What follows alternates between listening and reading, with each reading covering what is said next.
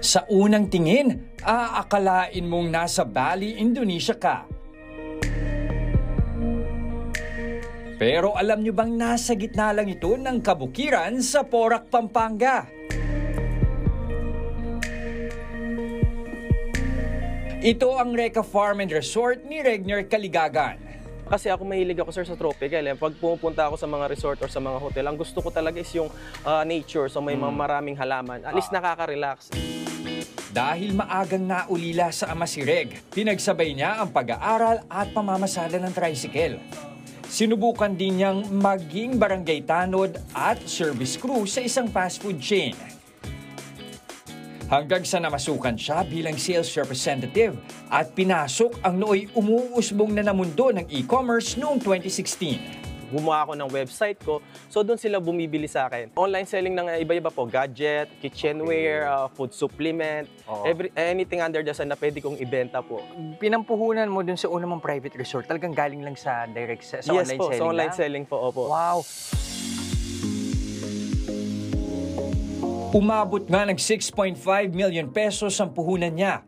Hulugan pa niyang binayaran noon ang isang ektaryang lupa. Nagsimula noon ang kanyang negosyo bilang isang events place. Bago pa lang yung kubo, sir, yung ginawa ko dito is tent.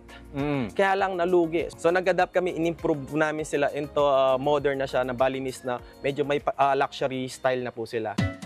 Ang dating isang villa, nanganak na ng 36 private villas na mayroong sariling swimming pool.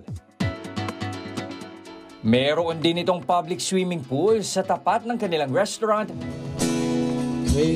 na minsan ay meron pang ang pa-acoustic session. Occupancy po namin sa ngayon, pag weekdays nasa mga 30 to 40, pag weekends medyo mas malaki naman po.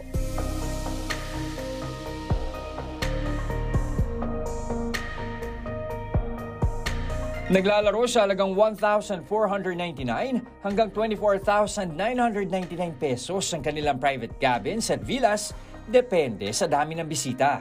Start small, then dream high. Kasi hindi naman yung pera yung usapan dyan. Ang kailangan dapat dito is yung mindset, yung alam mo Kahit may pera ka, kung hindi ka marunong magpalakad ng negosyo, hindi ka marunong umawak ng tao, mababaliwala naman yung... Simula tayo sa kwento mo na ang dami mong racket sa buhay, ang dami mong pinagdaanan, pero ngayon meron ka ng sarili mong resort. Ano ba yung naitulong sa'yo nito? Gaano kalaki na yung pinagbago ng buhay mo? Ang kagandahan kasi dito, sir, dahil part ng negosyo yung pagka-travel. So madalas kami mag-travel to gather idea. So yun, isa sa perks ng ganitong negosyo siguro sa akin. Yung mga bilas. Pero sa bawat paglalakbay, masaya pa rin umuwi ng Pampanga si Reg para pagmasdan ang lahat ng kanyang pinaghirapan.